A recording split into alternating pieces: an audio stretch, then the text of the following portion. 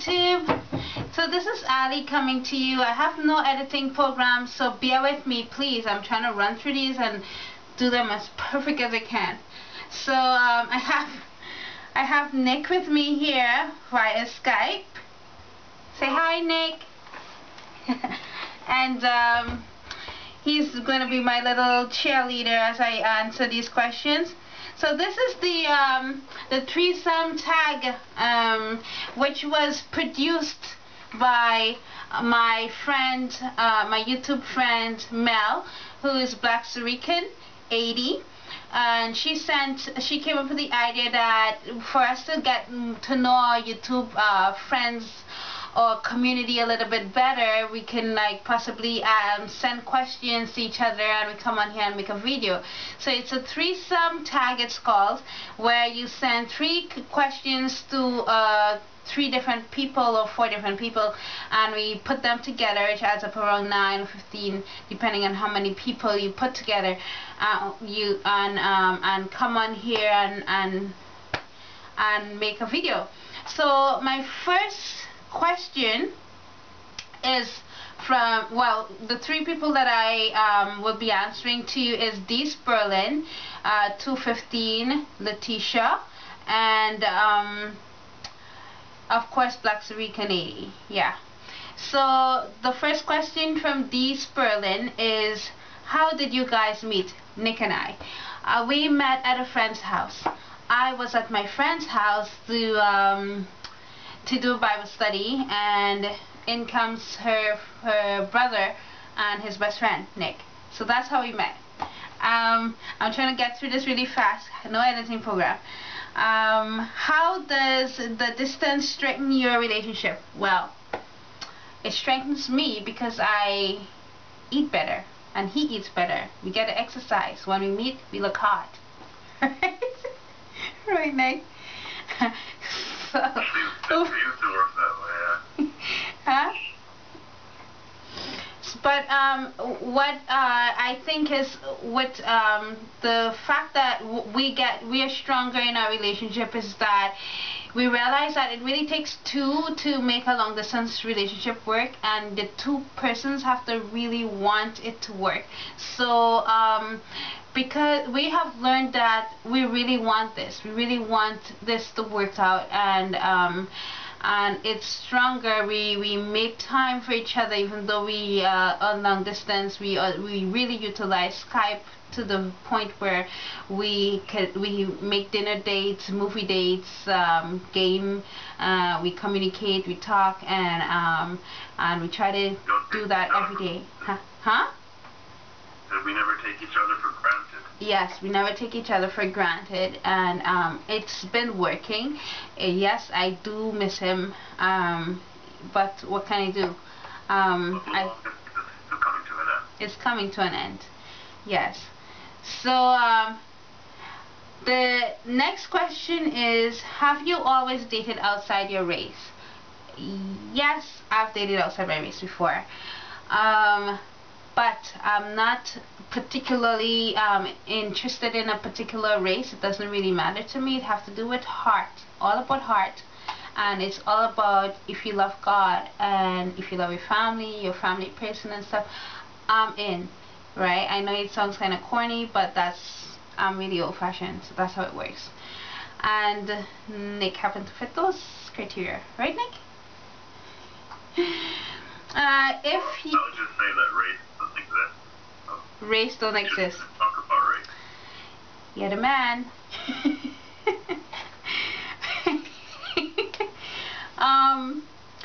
Next question.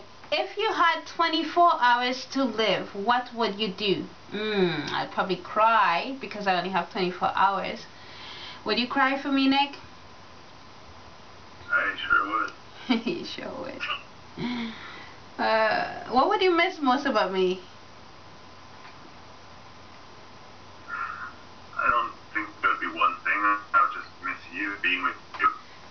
You're my, what do I say? You're everything to me. What I would do is, like, if I had 24 hours to live, I would I remember when I was smaller, I used to have this dream all the time, like if the world is coming to an end and I'm running to this church to try to get baptized or saved to live everlasting life.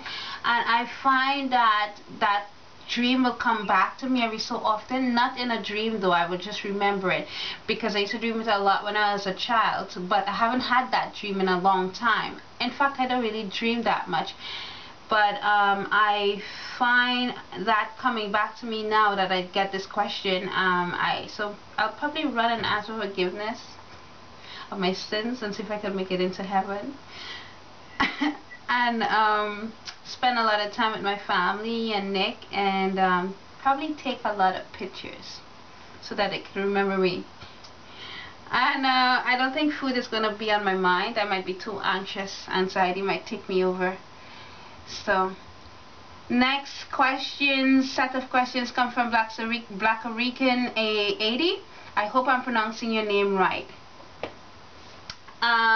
What is something interesting about you that no one would guess just by looking at you?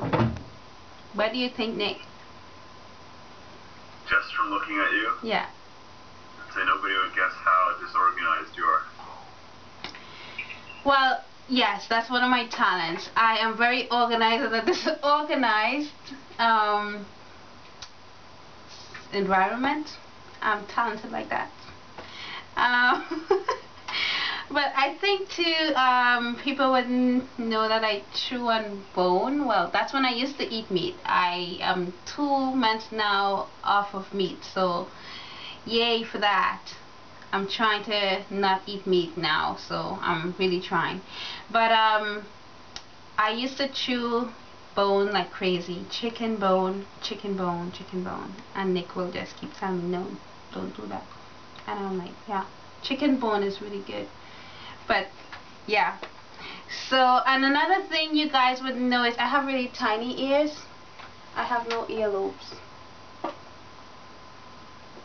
If you want to check that out, put it back and pause. So yeah, I think that's interesting about me. I don't know. If you could time travel, what era of the past would you want to live in and why? This was a hard question. Because, especially when you're black, you don't want to go back. You ever hear like, I don't want, once you're black, you don't go back? What are you laughing at, Nick? Well, it's a fair pun, but I think, unfortunately, in old water, you wouldn't really want to travel back in time. Depending on where you go, of course, but... Yeah, I'll probably want to go to the Victorian age in the 1800s. But then you'll have to be very like elite in those times. I don't think much black people was elite in those times. So I'll probably just, but I do like the movies that came out of that era, like romantic movies, those girls with those really tiny waists and big dresses and stuff. I'll probably settle for the era of the 90s with those boy bands, Backstreet Boys, NSYNC, and Spice Girls. What you really want? What you really want? Right? Yeah. Those times were fun times. Next question. Who is your #1 celebrity crush and why? Ryan Gosling.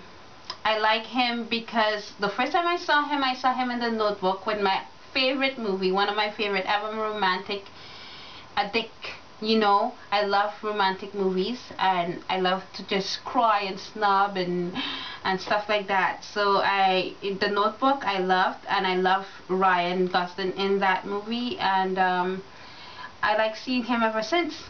So he's my crush. Questions from LafeeshaLearns. What inspires your style? Well, clothing style, she asked.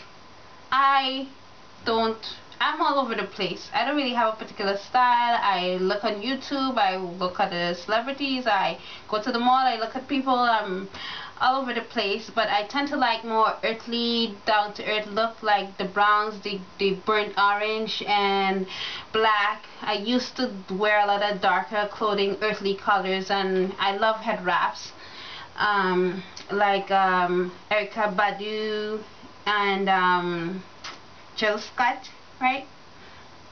I like the way they look, so I kind of like that look at times. And then you will have me go into the Kim Kardashian kind of look. So I'm kind of all over the place. I like to look really earthly and natural at times. My natural hair when I'm not wearing weave, and or wrapping my hair. So I'm all over the place. Yeah.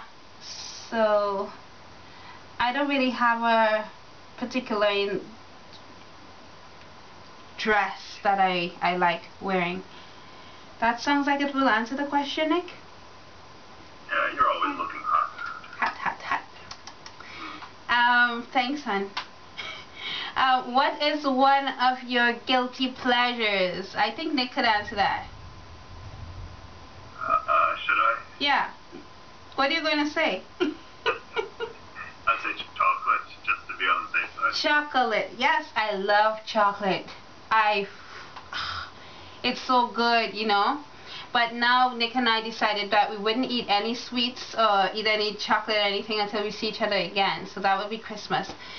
So nay for chocolate. And I'm trying to clean up my eating habits, so I'm really trying. And I have another guilty pleasure. Huh? The dark chocolate is healthy. It's healthy? Yeah. Yeah, I don't like it. It's too bitter. Healthy stuff is not good, but you gotta try. Save the heart. But I like another guilty pleasure I have is shopping. Love shopping. Really bad, but I'm trying to do, as I said in one of my other videos, I'm really trying to do better. Am I doing better, Nick, since you met me? You're shopping? Yeah. Off and on. Off and on. I'm doing better, honey. I am doing a lot better. So, did you have any real embarrassing moment when you were a child? Yes. I remember a time when I was a teenager, around maybe, I don't know, maybe 14, 15, I'm not sure, I can't remember. But I remember this guy in the neighborhood coming to the gate, because prior to that he say hi or whatever, I say hi, but my parents are really strict people, and we're not allowed to like walk on the street and just stand up and talk to guys and stuff like that. We weren't allowed to date. I wasn't allowed to date until like really late, like 19, 20 or something around there. And still, you have to bring a guy home for them to meet the parents, for them to interrogate them and stuff like that. So, but this guy, I don't know, I think he guessed, I guess he just thought he could just walk up to the gate and try to talk to me, and he did. And my dad, I just heard my dad yelling, calling me from the living room, and I went, he's like, who is that patong? Patong in Trinidad is a old dog. Dog of the lowest class. I don't know why my dad said that, but that's what he said. Who is that patong down there with 2 earrings in his ears? You better go get rid of him before I go down there. And I felt like so embarrassed. I went down there and I was like, please, leave. My dad doesn't want you here. And that was really embarrassing, especially after I saw that guy, like, as I passed on the street and stuff. It was kind of embarrassing. So that was one of my most embarrassing moments that I can think of right now. And I think that's it. So I hope you guys enjoy it, and someone see this and want to do the tag, I will check the description box below. And you want to say bye, Nick? Bye.